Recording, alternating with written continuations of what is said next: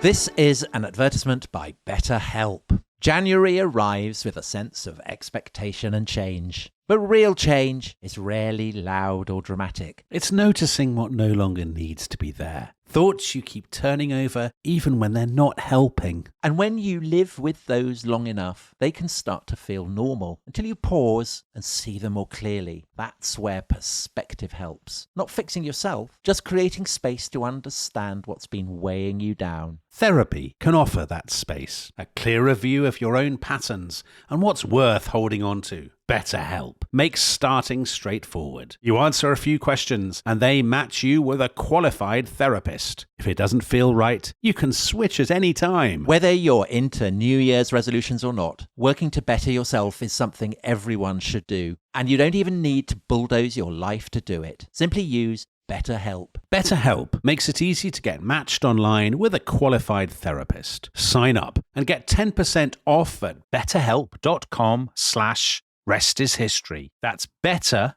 HELP.com/restishistory. This podcast is brought to you by Carvana.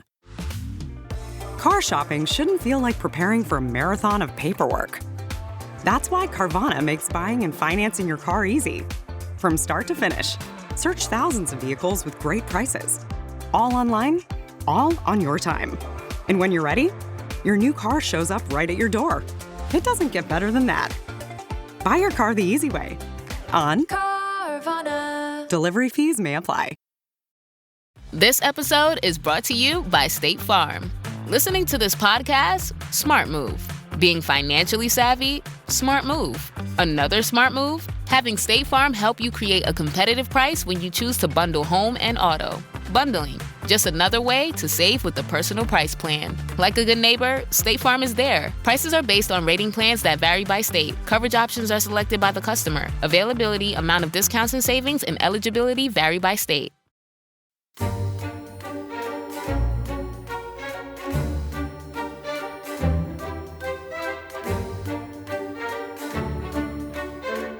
Human rights did not begin with the French Revolution, and I do not think anyone who knows their religious history or their Greek history would suggest they did. We had 1689, our silent, quiet revolution, where Parliament exerted its will over the king. It was not the sort of revolution that France's was. It was done quietly, without the bloodshed. Liberty, equality, fraternity, they forgot obligations and duties, I think. And then, of course, it was the fraternity that went missing for a long time. Well, it just did it not? It heralded an age of terror. Some of the arguments used, oh, you have to strike these people down because they will be counter-revolutionaries. Oh, what familiar language to my generation. They have to be struck down, murdered, and not just the way the terrors were done, but with people loving to see the torture. Oh, it was an age of terror. It was an age of terror. So, Dominic, that was top enthusiast for the ideals of the French Revolution. Margaret Thatcher, who was interviewed by Le Monde on the 11th of July, 1989. So just 3 days before the bicentenary of the fall of the Bastille. And I remember it very well because I was in Paris for the bicentenary and the G7 was being held. So there were interviews with all the leaders of the G7. Mm.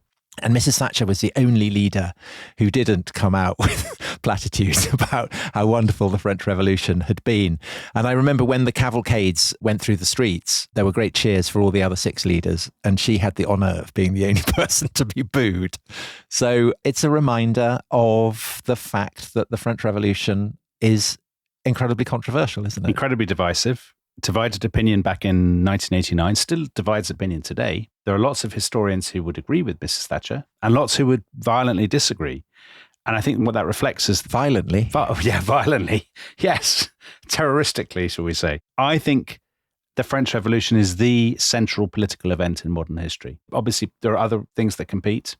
The Russian Revolution, most obviously. Or the American Revolution, but I agree, neither of those really compare. No. I think the French Revolution, I'm sure we'll be talking about this in subsequent episodes, but to me, the French Revolution is the paradigmatic example of people trying to reboot a society, to make it again, to make something new. So it's that on the one hand. And then, of course, there are other dimensions to it. It becomes the great crucible of conservatism. It's in response to the French Revolution that Edmund Burke writes the most famous example of kind of literary conservatism in history.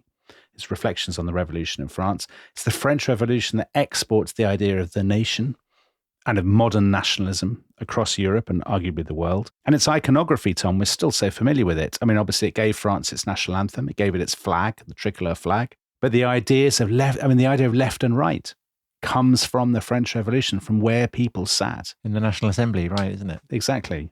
And when you think about all the great writing that's been done on it, even just in English, Dickens is A Tale of Two Cities, one of the most influential books on our perception of history that has ever been written. Dickens influenced by Carlyle and his great History of the Revolution. And of all the history books that have been written in our lifetimes, one of the most influential on the way people write history, I think, is Simon Schama's book, Citizens. Some listeners may not agree with Schama's take on the revolution. His take is actually not dissimilar from Margaret Thatcher's, because he very much emphasizes the violence and the costs of the revolution.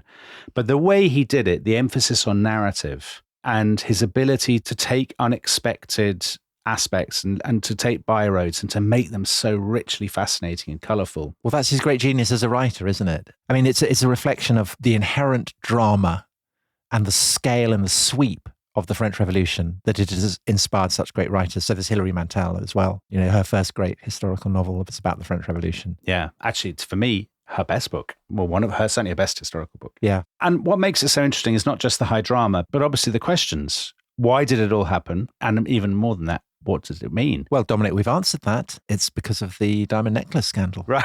So we can stop right now.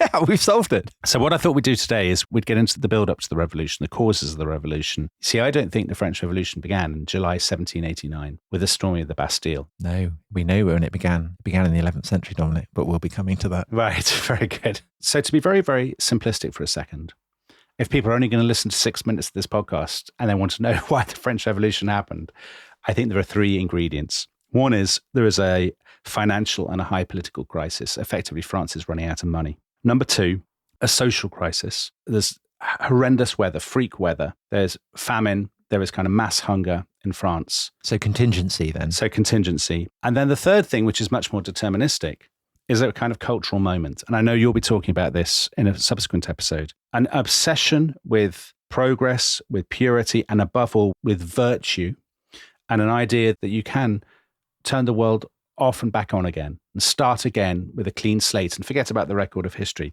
And I think it is the combination of those 3 things that makes it different from the 2 obvious antecedents, which are Mrs. Thatcher mentioned the Glorious Revolution in Britain in 1688-89, and then, of course, the revolution in the American colonies. Although that is important, I think. It is important, but this is qualitatively different. Absolutely. So the question is, why did those 3 things, how and why did they come together? And for many years, historians looked for big, overarching ideological explanations. But then, really, especially from the 1980s onwards, and thanks partly to people like Schama or Robert Darnton, another brilliant historian, American historian who's written about this period, historians started to use the French Revolution as the subject to reinvigorate the idea of narrative, to say actually events really matter and the chronology, the series, the chain is enormously important. And people who've listened to our series on the road to the First World War will recognize the parallels with that. Yeah, I was thinking about that. The replacement of the broad sweeping explanations that are couched in terms of ideology or whatever. Yeah, exactly. Or kind of broad Marxist trends, and replacing it with the idea of events mattering. Contingency mattering, exactly.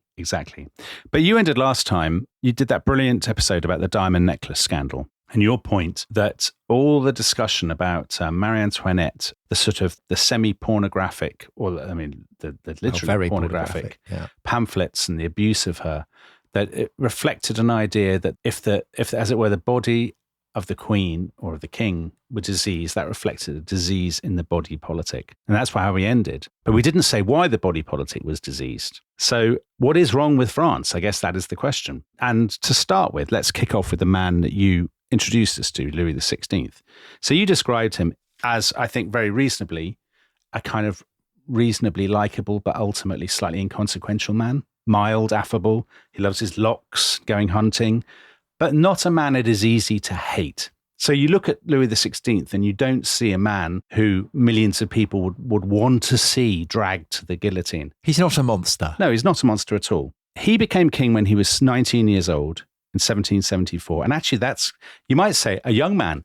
But actually, that's quite old for a French king. Yeah, because usually they're toddlers, aren't they, when they come to the throne? His grandfather, Louis XV, had been 5. His predecessor, Louis XIV, had been 4 when he became king. So actually, Louis is not badly placed, and he's been prepared for it.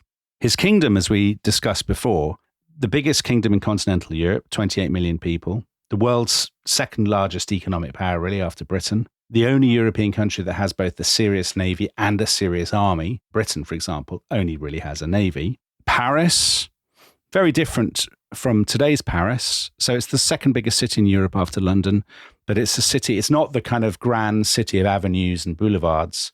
It's a city of slums, but also, it's the city of the urban poor and prostitutes and criminals, but also a city of coffee houses and books and ideas and newspapers and theatres and all these kinds of things.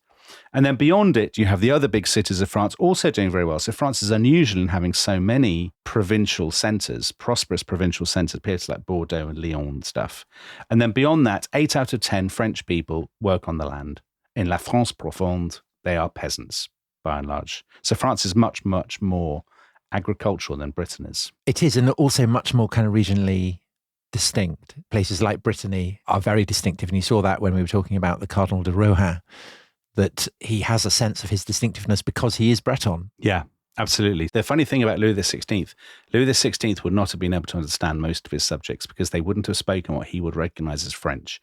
They would have spoken dialects of French, or they'd have spoken Flemish or Occitan or Breton or German, all of these kinds of things.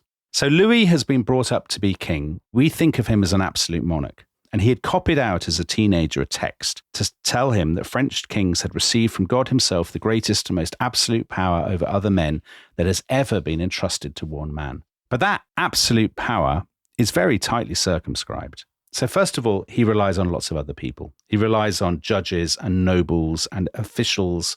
He's got his intendants, they're called the royal officials that they send out to the kingdom. If he loses their support, that's very bad for him. He needs them. Because he does have a famous exchange, doesn't he? Is it 1787? Where he basically, someone in the parliament was saying this is illegal. Yeah. And Louis famously says, it's legal because I say it is. Yeah. But that's a mark of weakness, isn't it? Rather than of strength that he has to say that. Right. Because France does have other institutions and constitutional conventions, and they are so complicated that nobody really understands them.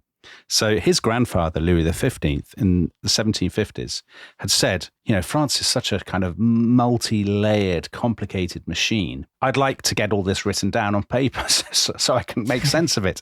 And he'd commissioned constitutional scholars to make a compilation of documents. And they came back to him eventually and they just said, we're going to give up. It's not possible. It's much too complicated because it's a bit like Britain. It is a massive patchwork of conventions and customs and laws and precedents and things. Yeah, precedents. You compared it to a machine, and we talked about how Louis XVI is a great one for tinkering in a workshop. Do you think that this is a frustration to him?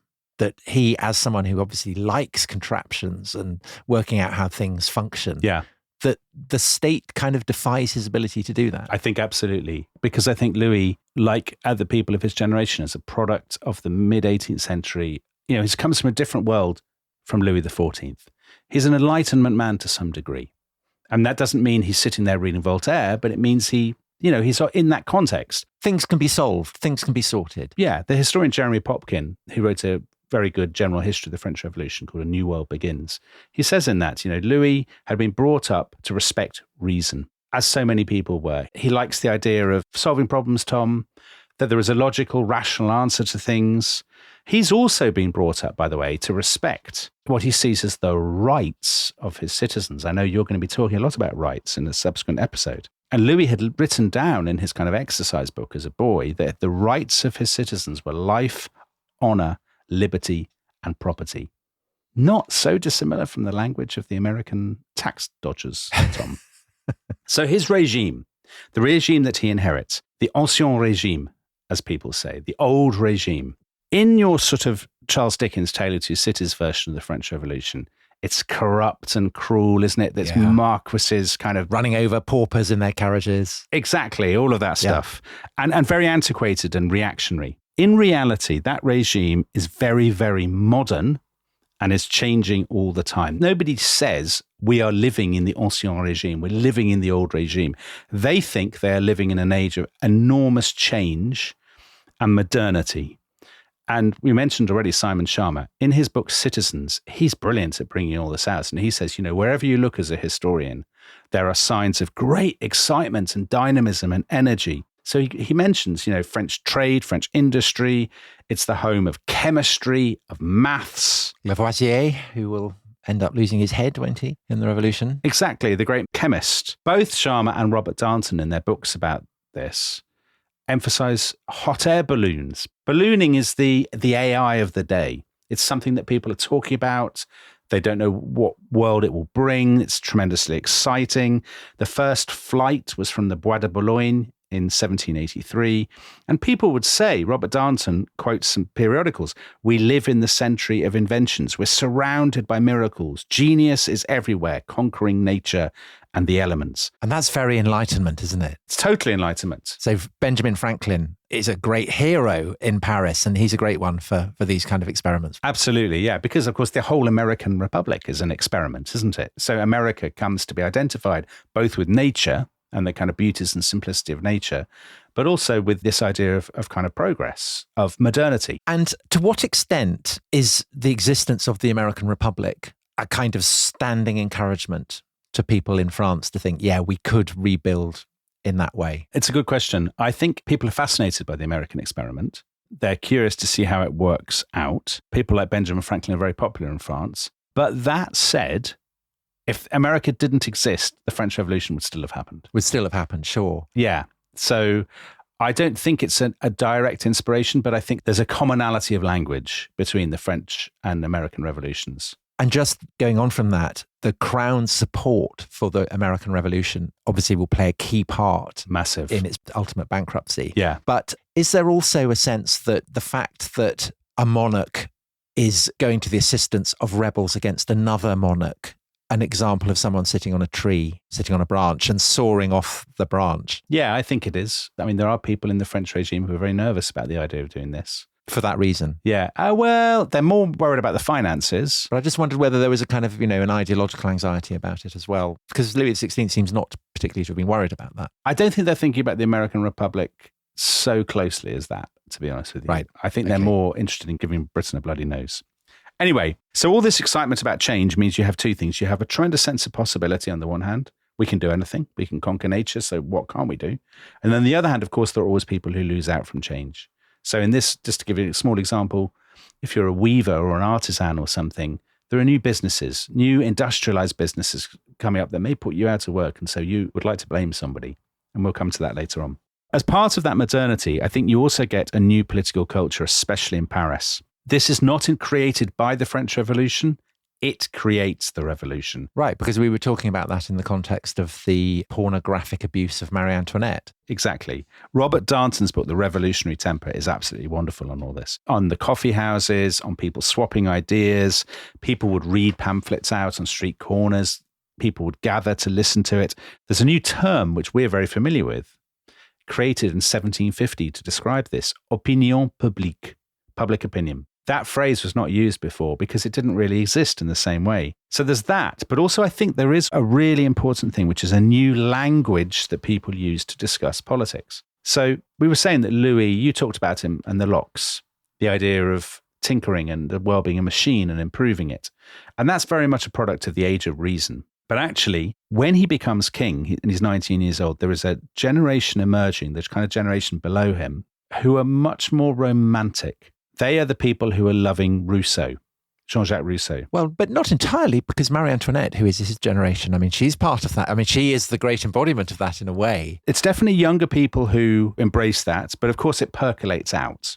So Marie Antoinette is absolutely a classic example of somebody who absorbs this cult of sensibility, nature, simplicity, all of these things, intense feeling, tenderness, friendship, family. And also the idea that if you obey the impulses of your emotions, that will lead you to truth. Yeah. So it's kind of bizarre, isn't it? That simultaneously it's an age of reason, but it's also an age of intense feeling. So those things are in tension. Well, there is a tension there, but there seems to be an assumption that there isn't. Well, I think there was a slight generational issue. So I think if you were born in 1740, let's say, you grow up in an age that is polite, witty, ironic, skeptical. Voltaire.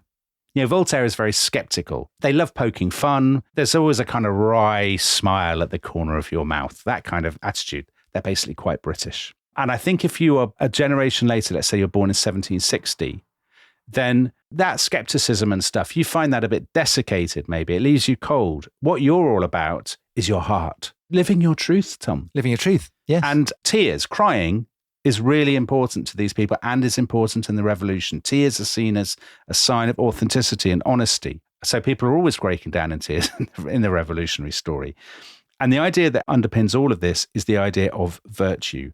And I was thinking when I was writing the notes, how virtue in the French Revolution is the diversity of its day. In other words, it is an abstract noun that if you have any decency as a person at all, you're in favor of it. And if you start to poke fun at it or to say, well, I just think it's all overblown, it's the emperor's new clothes, I don't really agree with it, people say, you're not just old, you're evil. You say virtue. I mean, you might more properly say virtus, which is the Latin word from which the French word comes, and actually has the sense of manliness as well.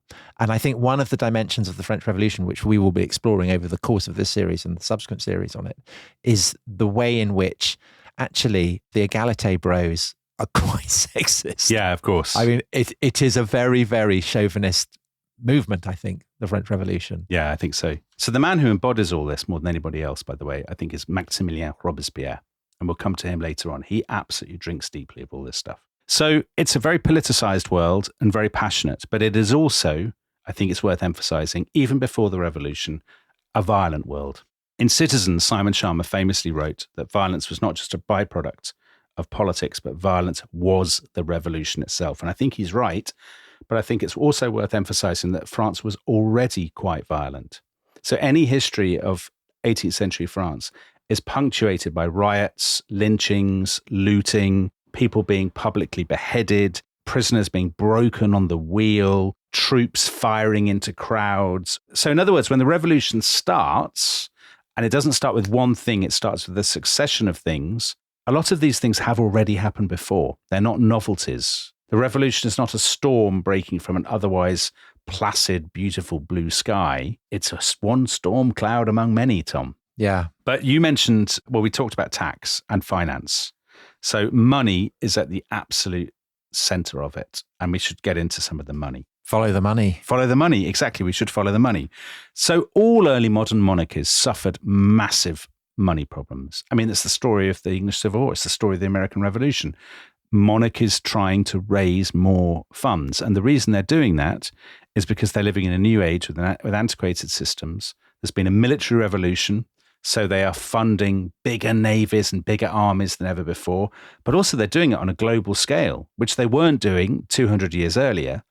Britain, France, they have to maintain fleets all over the planet. And for France, the fact that Britain has emerged as a rival power and in a larger economy, I mean, is really unsettling because France has not had to face that before. France has always been the largest power. It has. Economically speaking. And so that imposes massive strains, doesn't it? Massive. And you were talking about the Navy.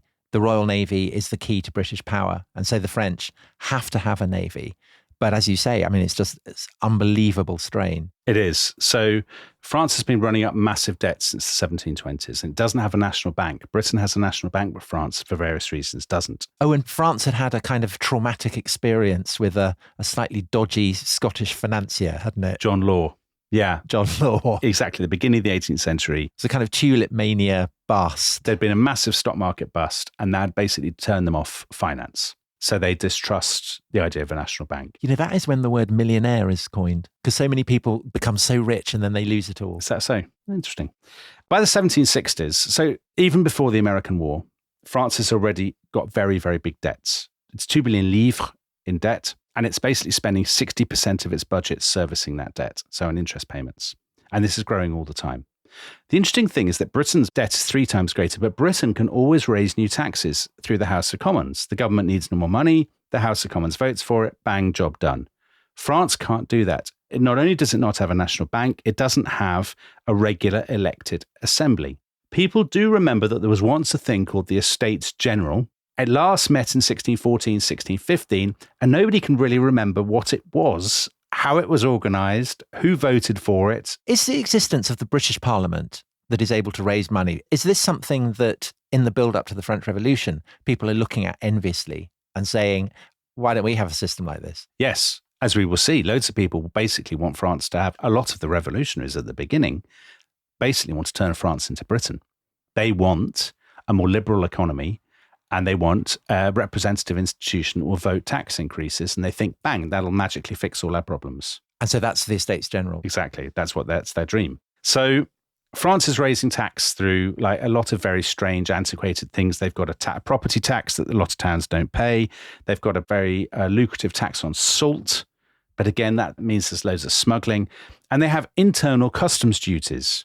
You are a miller in Provence or something. You want to sell your grain in Paris. You have to pay multiple duties to get your grain from A to B. And that obviously is very bad for the internal economy if people are having to pay tax basically when they step outside their own town to sell things. And the kind of thing that a workman in his workshop, like Louis XVI, would want to fix. Exactly. So here's the thing. Why don't they fix it?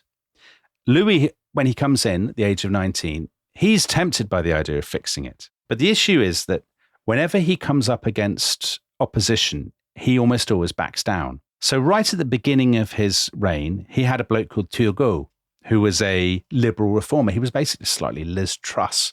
He wanted to Right. go for growth, deregulate the economy, all of this kind of stuff. He liberalized bread prices. Of course, that meant the bread prices went up. There was lots of looting. And Louis eventually basically got rid of him, said, you're pushing too far, too fast. So, Dominic, your case might be that the problem with Louis isn't that he is too despotic, but that he's not despotic enough. Well, do you know who he should have been, Tom? You did a very, very lovely version of her. If he'd been Margaret Thatcher, I mean, I say this not entirely frivolously. If he'd been a charismatic and sufficiently adept statesman that he could take a bit of unpopularity and he could persuade the people he needed and he could show concrete results and he'd stuck to his guns, he might have been a much, much more effective king of France. But as it is, what he will do is he will always gesture in the direction of change and then back down when he gets into trouble. So as Sharma says, and I quote, he wanted to be loved. And that is not an ideal thing for a king in a time of tremendous change and challenge. So in the next few years, the problem actually gets a lot worse. And it gets worse, as you said, because they join the American War. So Turgot's eventual successor, a Swiss banker called Necker, Jean-Jacques Necker, Great name. he says, go for that American war. Let's help the rebels in the American colonies. And he organizes lots more short-term loans to pay for it. Now, it's mainly a naval war, but as we know from the rest of history, nothing is more expensive than an 18th century top-notch navy. So they run up huge debts, 1.5 billion livres, on top of their existing debts, 90% of which comes from loans. This will be a brilliant gamble, by the way, if you get the Caribbean. Because the Caribbean is so rich. Yeah, that's why they really have joined the war. They want to get Jamaica, places like that. But that requires them to inflict a defeat on Britain more total than the ultimate defeat is. So although the British lose 13 North American colonies, they keep lots of the rest of North America. They don't lose any of the Caribbean, which was their main priority. And so actually the French have basically run up huge debts and they've got nothing to show for it. And Simon Sharma says, without much exaggeration, it can be said that it was the costs of the war that brought on the terminal crisis of the French monarchy. Well, should we get to the terminal crisis? Yes. So let's fast forward, just before we come to the break, let's fast forward 3 years to the year of the diamond necklace trial. So now we're in 1786. The finance minister now is a guy called Charles-Alexandre de Calonne. He's very rich, he's very urbane, he's very sort of witty, he's a stock market player, and therefore everybody hates him. You know, he's, for understandable reasons. Bankers. And in August 1786, Calonne goes to see Louis XVI and he says, I've got a bit of a bombshell for you. We are looking into the financial abyss. He says, our annual deficit every year is 80 million livres, and half of all our revenue is now being spent on paying the interest on our existing loans. And he says, what is worse? Necker's short-term loans that he took out to pay for the war in America are about to fall due, and we don't have any money to pay them back. And he says to Louis, we have to totally reform the constitution. We just have to sort out this problem with the tax system once and for all and get new taxes, because we can't rely on new loans to pay the old loans. So you may say, well, what is this problem? Why don't they just bring in new taxes? And the reason is, France is a society based on the idea of hierarchy and privileges. So if you are a nobleman or a clergyman, you don't pay tax. And people don't think of that as a disgraceful exemption. They think that's the essence of our liberties. These are our God-given and our ancestral rights as Frenchmen. And it's a source of aspiration, isn't it? Yeah. For people, because it is possible to enter the clergy or to gain patents of nobility. So it's a kind of incentive to stick with the system. It is. And also people don't like the idea of a uniform system like a machine. They say that is what will destroy liberty. Liberty lies in difference and in quirks and in eccentricities and traditions. And a government that tries to erase that and just to put the stamp of royal authority and say everybody must pay is a despotic government. And we don't want that. We want people to stand up for our traditions. And the people they want in particular are these institutions called the Parlement. Now, confusingly, they're not parliaments. Right. So these are the ones that the Parlement of Paris, that the Cardinal de Rohan opted to be tried by rather than the king in the previous episode. They're courts. They're high courts, basically. Yeah. And around them, so the Parlement in Paris employs hundreds of people, clerks and stuff. It's got its own kind of quarter of the city. There's a whole kind of community of lawyers and notaries around it. It's culturally very meaningful. People invest it with a lot of significance. The Parlements, these high courts, when the king introduces an edict, they have to register it. And they have to say, yep, fine, it doesn't contravene the rights of French people that you as a king have sworn to uphold. And what's happened, there's a pattern that basically since the 1750s, Louis XV and then Louis XVI have asked the Parlement to register new taxes, and the Parlement has bitterly resisted. And they have said increasingly, the reason we're resisting the new taxes is because we're defending liberty against your despotism. We're defending the nation against your court in Versailles. We're defending the ancient French constitution against your suffocating, joyless absolutism. And does the physical separation of the king in Versailles from the Parlement, say in Paris, that presumably is enhancing that sense of separation between the monarchy and the sense the Parlement have of that they are defending the people's rights? I think so, Tom. I think absolutely. I think it's a real problem, actually, for Louis XVI. Geography. The fact that Versailles is 12 miles from Paris. He never leaves Versailles, or barely ever leaves Versailles. That 12 miles, most ordinary people can't afford to take an expensive coach to Versailles. So he's always slightly sealed off. He's always in a bit of a bubble, and there's a real resentment of that bubble. It creates the idea of a corrupt, out of touch court. And, you get the sense that Paris is this kind of place seething with political excitement and theatre and new ideas and newspapers. And Versailles is this sort of airless world of snobbery and ritual. And I think it's a really good point. I agree with you. I think it's a huge problem for Louis. So anyway, Calonne says to Louis, look, we've got this huge problem. The Parlement are never going to give us what we want. We have to bypass the Parlement. We have to go over their heads. I'm going to call an assembly of the greatest men in the kingdom, the notables. If they agree with the idea of the new taxes, then maybe we can basically just ignore the Parlement and do what we like. And this idea of an assembly of notables, this is, again, something with ancient precedent that, is being taken out of the lumber box of antiquated traditions. Yeah, it is, exactly. And Louis says to Calonne, I'm not sure about this. I mean, this is a very big step. It's like try to bypass the institutions to get this money. And Calonne says, trust me, if you do this, you will go down in history as the man whose courage and foresight solved the financial problems of the French monarchy forever. And the historian Jeremy Popkin has a very strong line after this in his book. He says, and so Louis XVI allowed Calonne to set in motion the series of events that would lead to the complete overthrow of his monarchy. Well, cliffhangers don't come more cliffhanging than that. Let's take a break. And when we come back, we will see how the doom spiral gets set in train.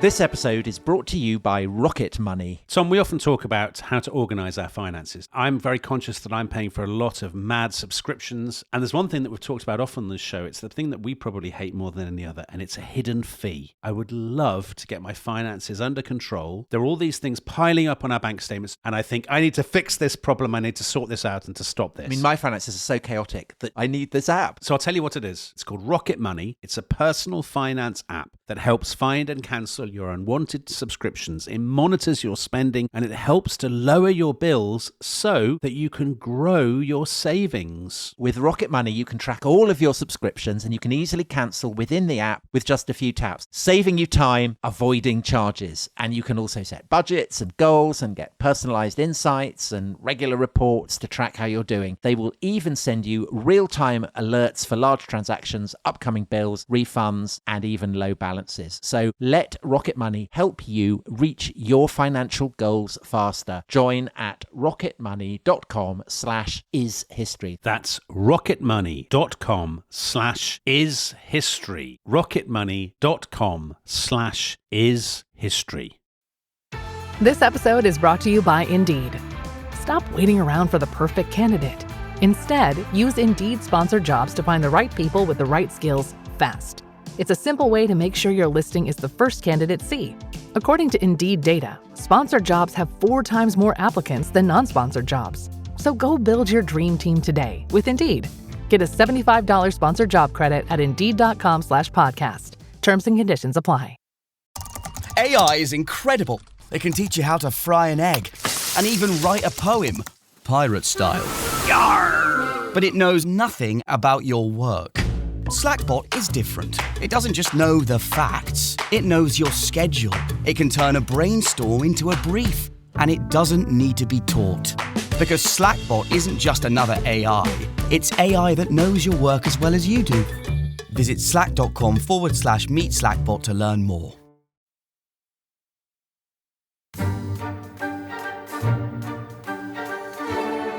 Hello, welcome back to The Rest is History. We are in Versailles, specifically in the Salle des Menus Plaisirs. It is the 22nd of February, 1787. And Dominic, this assembly of the notables has gathered. With what consequence? So basically, Calonne has brought together all the bigwigs in the kingdom, princes, archbishops, judges, dukes, all of these people. And he says to them, right, okay, here's my plan. We're going to abolish all these mad tax privileges. We're just going to have one tax on landed property.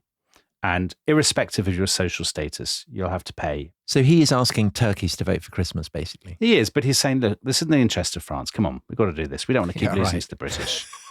Number 2, he says, we're going to lift some of these mad, antiquated regulations. Let's have the same, you pay the same duty wherever you are in France. Let's have freer markets so people can sell across France. We can relax some of these rules. So we'll have more competition, we'll have more growth.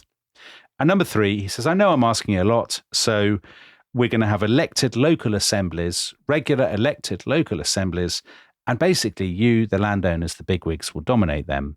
So you'll get your way. Your privileges will remain intact. It's a very, very enlightened scheme. It's a very mid-18th century scheme. It's rational, it's sensible, it's kind of, let's have a bit of uniformity and sort this thing out. So it's not going to work, in other words. Yeah. And the notables just hate it. They hate it because they don't like obviously paying the land tax. They don't like his plan for the assemblies because he says, well, obviously you'd sit with the commons in your province together in one assembly. They don't like that at all. They say the commons, which they call the third estate, they have to be separate. We're not sitting with those riffraff. Great unwashed. Yeah, riffraff. Yeah. It's always the game that these different institutions play to basically kick the tax increases down the road. They say, you'd have to call the Estates General. I mean, no one really knows what that is, but they sort of, because they think it'll never happen, I suspect. They say, call the Estates General to approve the taxes. It's like the Aztecs bringing out the owl. Right. Yeah. It's the ultimate recourse. You need more representation. Basically, we don't want to carry the can for the tax increases. You have to get a bigger body to do it. Calonne is really furious about this. And now he does something that is actually disastrous from the perspective of the French monarchy. He goes public. He seeks to rouse the people. He sends a pamphlet out to every priest in the city in Paris.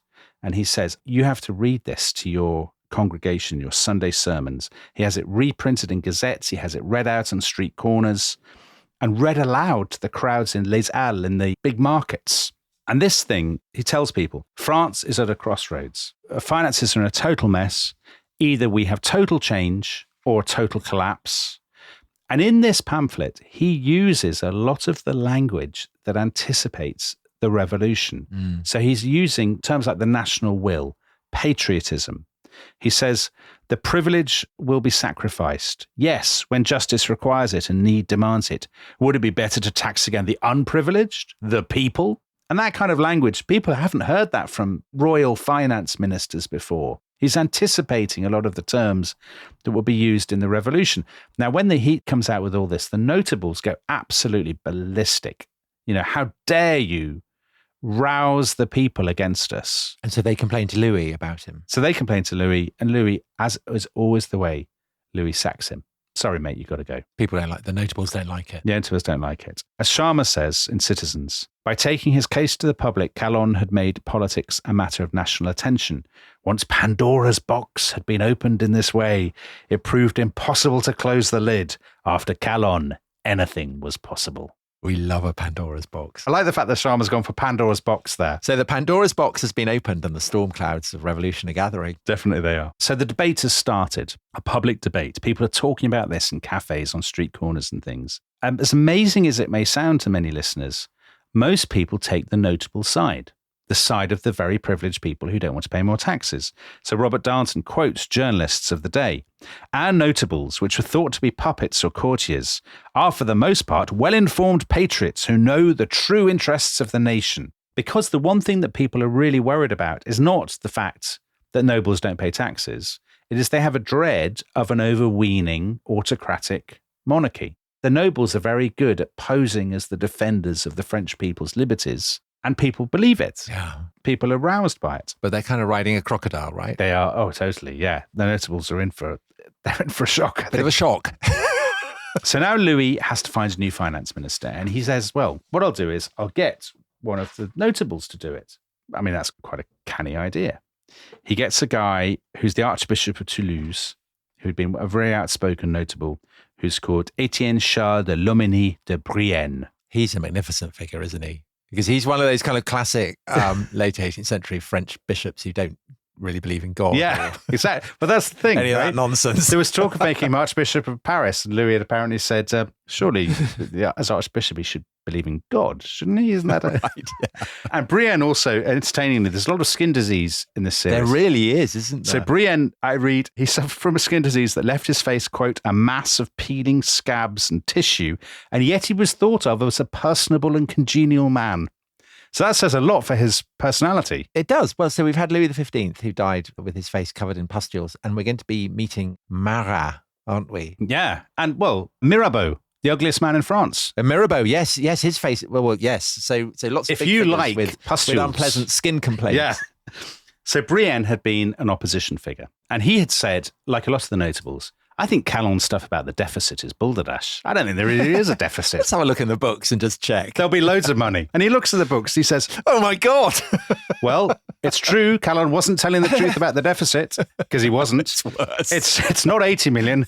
It's 140 million. Oh, God. And so actually, Brienne then has to go back with his skin complaint to his old chums in the notables. And he says, actually, we do need new taxes. He wants a land tax and a stamp tax. What could possibly go wrong with a stamp tax, Tom? Always very successful wheeze. And the notables say, yet again, no, we don't like this. You will have to call the Estates General if you want new taxes, whatever it is. You have to call it. So they scrap the Assembly of the Notables. So we're in 1787. And Louis is very, very depressed by all this. So there are accounts of him saying, he's basically spent all his time now going hunting and drinking and eating. Well, I mean, it's amazing that he can go hunting because he's, by this point, got incredibly obese. Yeah. So you pity the horse that has to carry him. Yeah. He's getting very fat. He is very fat, but it's a sad fat, Tom, not a jolly fat. Oh, definitely. He's not a jolly man. No. He's a sad fat man. He's a sad fat man because I think he can see that this is going to be really difficult. Because what options does he have? I mean, every option is bad. So Brienne and Louis get together and what are we going to do? They have two options. One is they could just do what everyone says and call this a States General. But the issue with that is, once you open that box, one of Simon Schama's boxes, where's it going to lead? Will they demand more power? Will you basically be reduced to being a British constitutional monarch? And Louis doesn't really want that for obvious reasons. I mean, why would you? You'd want to keep as much power as possible. The other thing they could do is they could go back to the old traditional thing of going through these courts, these parlements, and somehow persuade or bully them into approving the new taxes. And Brienne says, look, I'll do that. So he goes to the Paris Parlement, summer of 1787. How about a stamp and tax? How about a land tax, lads? And the Parlement of Paris say, no way. And they reject them in groundbreaking language. They say, the days when kings just ask for taxes are gone. Absolutism is over and the king must be governed by the law. The nation must give its consent to new taxes with regular meetings of the Estates General. And for the first time, they use a word to describe their fellow Frenchmen that had not been used before by such institutions. They don't call them subjects to the king. They call them citoyens, citizens. But the thing that's amazing about this is that it's in defense of nobles and clergy not paying tax. Yeah, it is. All this kind of language that will be used in the revolution that consumes both the church and the nobility is first being used to defend the privileges of the church and the nobility. It is. It's bonkers, isn't it? And I think there's two things there. One is that there's a degree of self-interest, obviously. The idea that all the nobility are like this sort of Dickensian vicomtes who are like whipping their peasants and forcing themselves on poor women and stuff. A lot of these people are actually quite liberal. They have absorbed the language of the Americans, of the American colonists, and they genuinely believe in the Estates General. Yeah. They actually do like the idea of a British constitutional monarchy. And we talked about one of them in the previous episode, Philippe, the Duke of Orleans, whose Palais Royal in the centre of Paris is the great centre of free speech, of the pamphlets, and will be the centre for the Jacobins. Yeah, exactly. So there are people who genuinely, it's partly self-interest, but there are people who, I mean, let's not pretend that there aren't people who genuinely believe this and really do think that making a huge fuss about these taxes is a great way to get what they want in the long run, which is basically the British system, the system that had been advocated by the great Enlightenment writer Montesquieu. Let's have that in France, separation of powers, a proper legislature, prime ministers, all of that kind of stuff. Anyway, Brienne is outraged that the Parlement has rejected his plan. And he now does a couple of very, very drastic things. First of all, the Parlement is exiled to Troyes in August. And literally it is sealed off by the Swiss Guard, by an elite unit of the French army, and they're all basically kicked out. And the reaction to that in Paris is total bedlam. So if you had a time machine, you went to Paris in 1787 and you got out, you would think you got the settings wrong. You got the settings wrong. Because you'd think, whoa, this is the French Revolution. Because there is rioting by the clerks. People who are giving out royal edicts are attacked by the crowd and two of them are almost beaten to death. A suspected police agent is beaten to death by the crowd.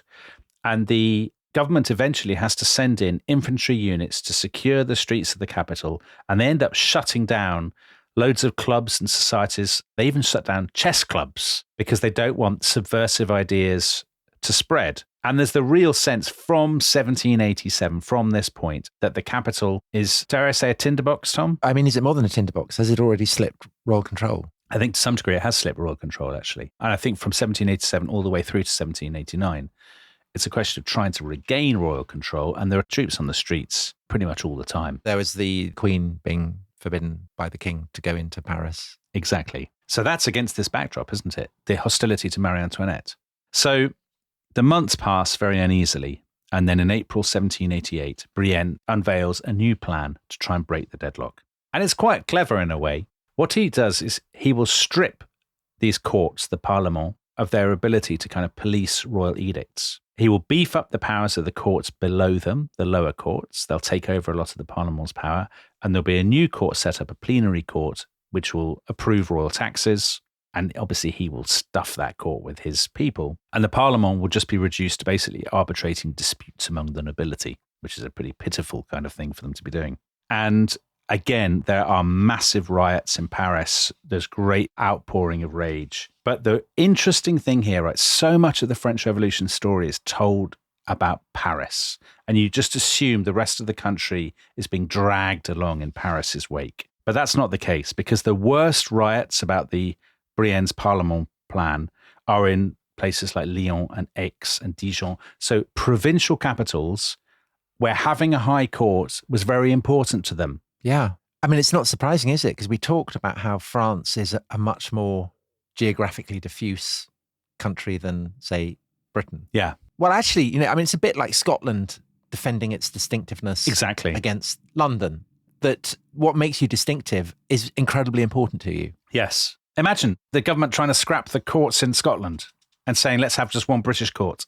I mean, imagine that, how controversial it would be. Or the church or whatever. Exactly. This brings us to the city where the French Revolution begins. And it's an unexpected place, isn't it? It is. So I don't think the French Revolution begins in 1789. I think it begins in 1788. And I think it begins in Grenoble. Yeah, so justify that, Dominic. So Grenoble, city in the foothills of the Alps, southeastern France. It calls itself the cradle of the revolution. That's how Grenoble brands itself to this day. It's a very ordinary place, which you might think makes it a weird place for the revolution to have begun.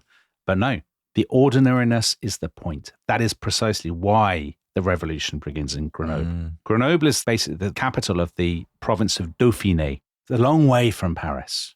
Its regional distinctiveness matters to it. And there's a parliament in Dauphiné, and there are loads of people associated with it, lawyers, journalists, useless writers, all of this kind of thing. Kind of people you get on Twitter. Yeah, exactly that. People who spend all day sitting behind their computers firing off angry messages. They owe their livelihoods to that court. If it is downgraded or removed, they will lose that.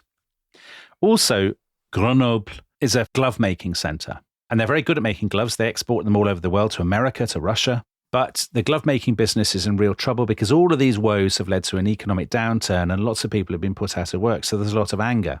So on Saturday, the 7th of June, 1788, the day the French Revolution begins, Brienne has his edict read out in the marketplace. It's market day, and he has troops go to basically take the Parlement leaders out of Grenoble, which is what he's trying to do across the kingdom, to take them out of their centres. And the law clerks come out and they start haranguing people and shouting at people in the marketplace. This is what's happening. Isn't this terrible? And it basically escalates from a protest to a general strike and then a huge riot. They close the city gates. They lay siege to the governor's house. The authorities send in soldiers, but not enough. People go up to the roofs of their houses and they get these tiles and they start bombarding the soldiers with tiles. So it goes down in history as the Day of the Tiles. The soldiers, as is so predictable, they lose their cool, they start shooting, they kill a 12-year-old boy and they kill a hatter. And then the crowd go ballistic. They're parading the bloodied clothes of these people around. They start ringing the bells to summon peasants in from the countryside. Because it's market day, a lot of people have come in from the countryside already. So they're sailing to the peasants. Your relatives are under attack from the soldiers. Come and defend them quickly. So people are pouring into the city. Basically, the mob seizes the city. They sack the governor's house. Tom, you'll be gutted about this. They ransacked the governor's natural history cabinet. I saw that. And they took a stuffed eagle. Stuffed eagle. That's terrible. Yeah. I suppose you can't make an omelette without breaking eggs. Well, of course, as famously, as it's been remarked on this podcast, they do not actually make the omelette. Right. So basically there is an intra-elite attempt to kind of grab the levers of power. But essentially that fight between the kind of rival sections of the elite has been overtaken by a mass uprising. Yeah, it has. And actually, Simon Sharma is absolutely brilliant on this. It's one of the many, many fantastic insights in his book. And we shouldn't make this the Sharma fan cast. But he points out the judges are carried aloft by the crowd, the Parliament judges. But he says it's not clear at this point. They're not the leaders of the riot. It's kind of its trophies, a bit like the stuffed eagle, but they're also kind of its prisoners. Right. And this is something that will happen again and again. So, looking ahead, it's an experience that the royal family will soon be experiencing. Yeah. And some of the older judges are very anxious about this and end up actually leaving the city. They don't want to be associated with this.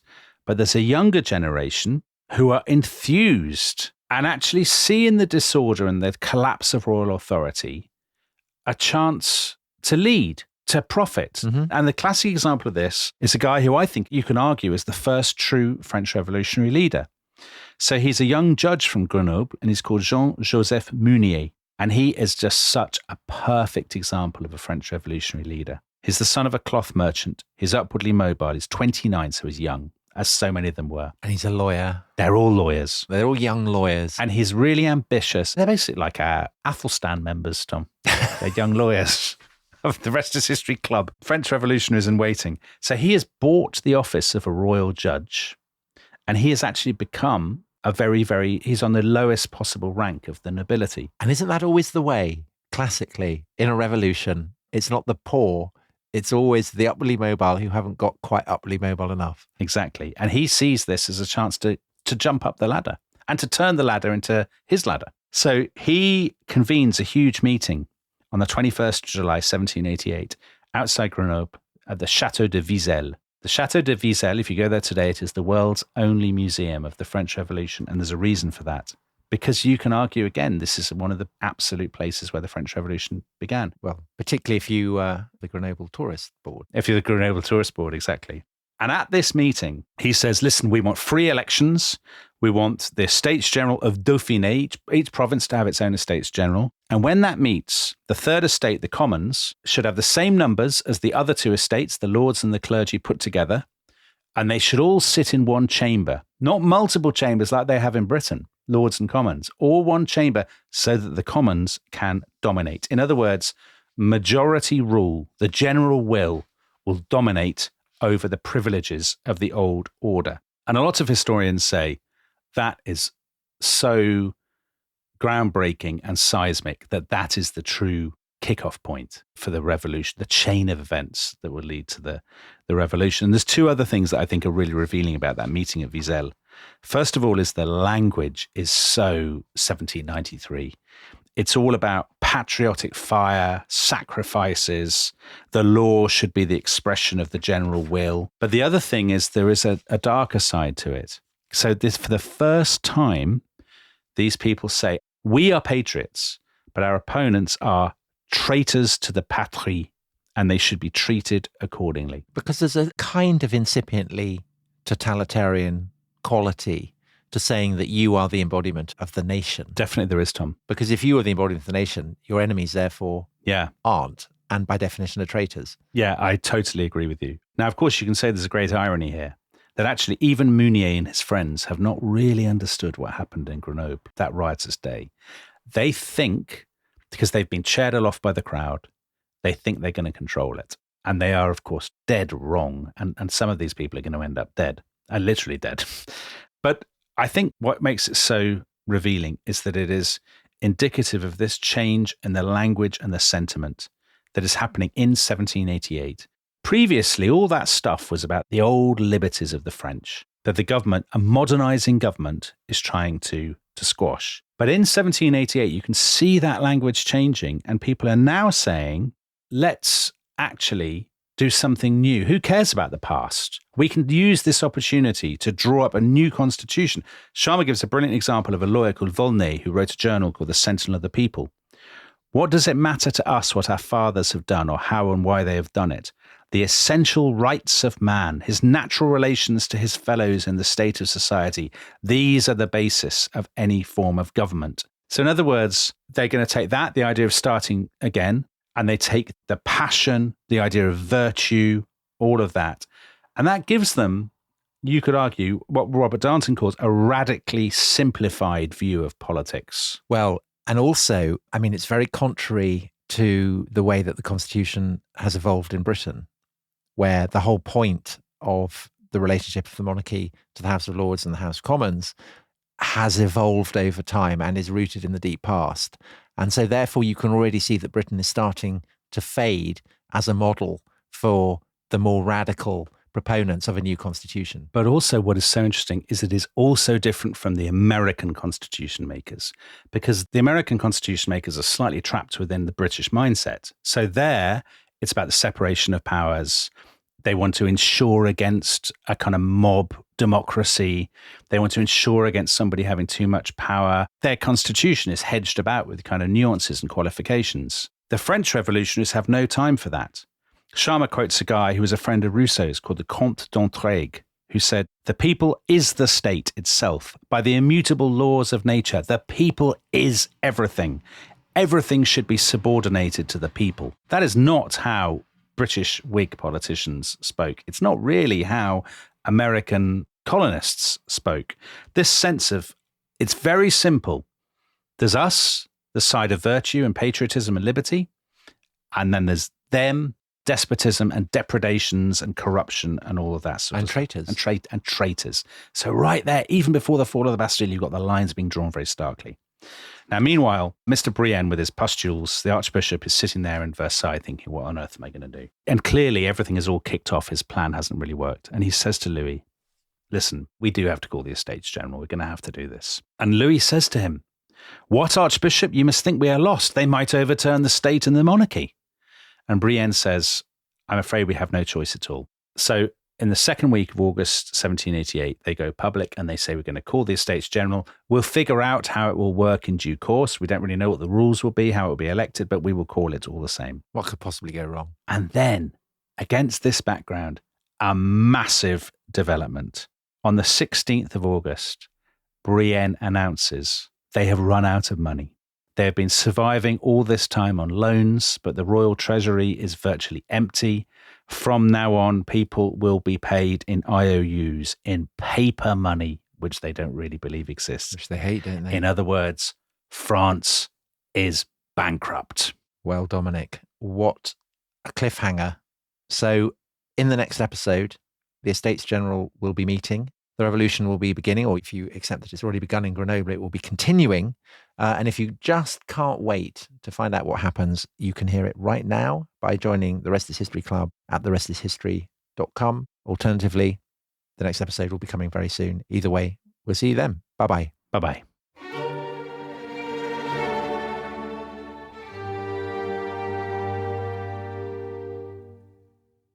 ¿Hablas español? Sprichst du Deutsch? Kan du norsk? If you used Babbel, you would. Babbel's conversation-based techniques teaches you useful words and phrases to get you speaking quickly about the things you actually talk about in the real world, with lessons handcrafted by over 200 language experts and voiced by real native speakers. Babbel is like having a private tutor in your pocket. Start speaking with Babbel today. Get up to 55% off your Babbel subscription right now at babbel.com/Spotify. Spelled BABBEL.com/Spotify. Rules and restrictions may apply.